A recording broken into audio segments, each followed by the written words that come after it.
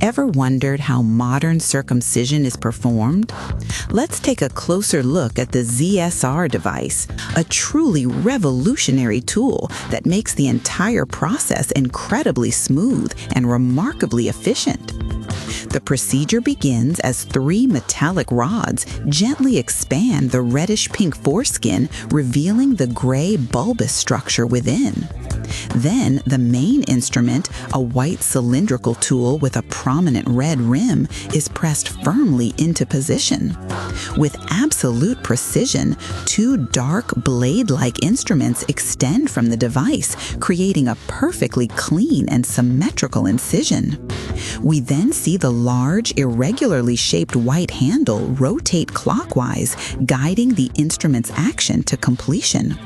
The device clamps onto the foreskin and gently removes it in one swift motion.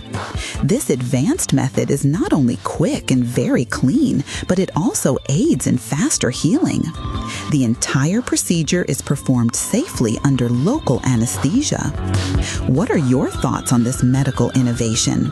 Let us know in the comments and follow for more.